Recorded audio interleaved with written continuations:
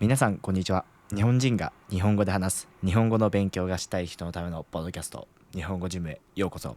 このポッドキャストは日本語を本気で学びたい海外の方のための耳で楽しめる日本語トレーニングです。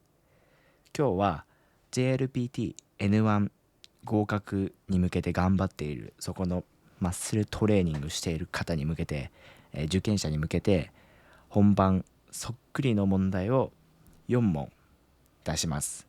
この問題は日本語ジムが独自に考えて N1 の問題を分析して作り上げた問題になってます。そして種類は今回語彙、文法、読解、そして敬語4つ全部揃って、各1問ずつトレーニングしていきたいと思っています。楽しく、そして真剣に耳で筋トレ学習始めていきましょうということで、早速1問目。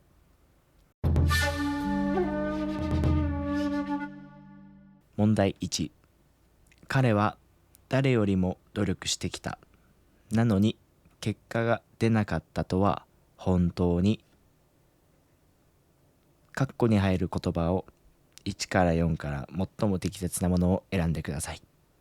1、無念。2、無理。3、無口。4、無数。答えは1番の無念です。解説です。無念っていう言葉はとても残念や悔しいという気持ちを表す言葉です。例えば負けて無念だ、無念の涙を流すなどで使います。割と古い言葉で、日本のドラマの時代劇とか、分かりやすい例で言うと鬼滅の刃とかで出てくるような言葉です。ただ現代でも全然使う言葉で、この言葉を外国人の方が使ってたら、うわこの人めっちゃ日本語できるなって思います。じゃあ他の選択肢を見てみましょう。2番の無理、 impossible ですね。できないこと、それは無理ですなど、これはめちゃくちゃ簡単だと思います。無理無理無理無理無理無理無理無理無理とかよく言いますよね。3番無口、あまり話さない人、彼は無口な人だね。鬼滅の刃でまた言うと富岡義勇みたいな感じです。はい。で4番無数、数えきれないほどたくさん、空には無数の星が輝いているっていう感じで使います。無数っていうね、なんか矛盾してるような感じがしますよね。数えきれないほどたくさんっていう意味なのに漢字で見ると数がないっていう、これは結構難しいのかもしれないです。ただ無数っていうのは無限というふうに、もう数えきれないほどたくさん、もう多いっていう意味ですね。はい。でこの語尾は全部無何々なんですが、意味は全然違うんですね、それぞれ。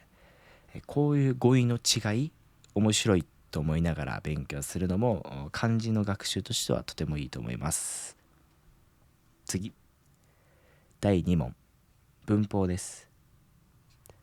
次の文の括弧に入る最も適切なものを選んでください。彼女は成績が悪かったことをずっと落ち込んでいた。1、気にして。2、気にかけて。3、気に入って。4、気をつけて。答えは1番気にしてです。解説です。気にするは心の中で何かを悩んでいる、心配しているって意味ですね。悪い成績を気にして落ち込むイコールずっと考えてしまうということです。夜眠れなくてベッドの上で、うわ今日なんで友達にあんなこと言っちゃったんだろうとか、将来大丈夫かなっていう心配をして、気にするっていう感じでイメージしていただけたらグッドです。じゃあ他の選択肢も確認しましょう。2番気にかけてはちょっと似ているんですけど、少し他人に対して使うことが多いです。例えば、彼は私のことを気にかけてくれたとか。意外とね、女性の方は男性からちょっとでもね気にかけてくれるとキュンってして恋しちゃうなんていう情報もね仕入れたんで、男性の、日本語学習者の方は日本人女性見かけたら気にかけてみてください。気にかけ方としては、例えばどうだった、元気にしてった、とか、最近仕事大丈夫、あまりストーリー上がってなかったから心配してたよ、みたいな感じで言うとねモテるかもしれないです、日本で。3番、気に入って、好きという意味です。もう好きで、この映画気に入った。気に入ったっていうね言葉イメージするとき、僕らの中ではなんか心の中に入ったっていうイメージですね。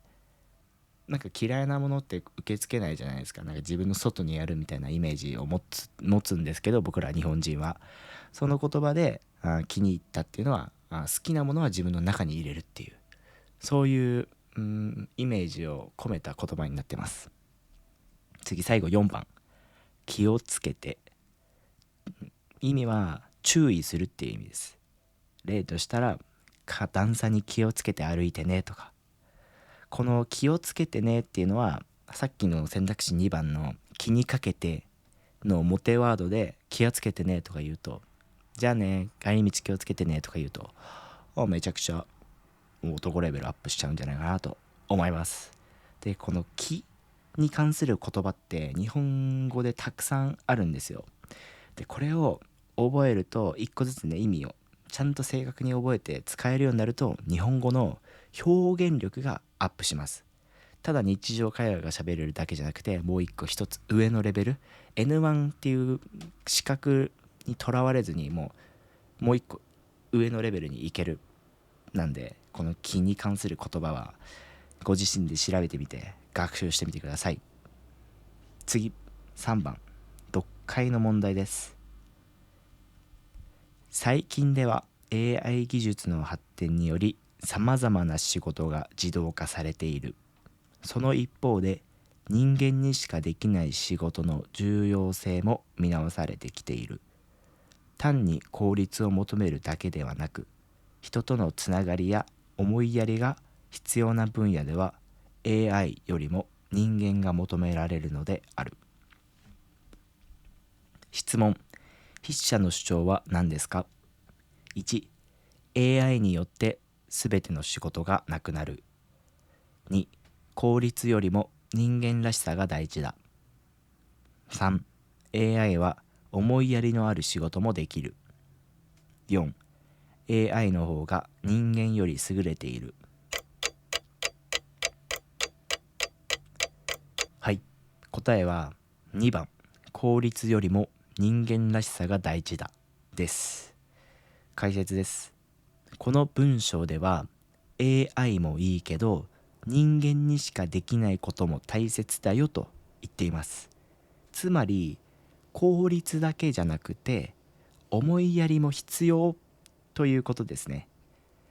ポイントは見直されてきているという表現です。これはもう一度大切だと考えられるようになったっていう意味です。思いやりやつながりなど人間っぽい表現に注目するのがコツになってます。やっぱり結局今の時代 AI が発展して、会社に AI を取り入れて効率化を図って人員削減、これもめちゃくちゃ大事だと思います。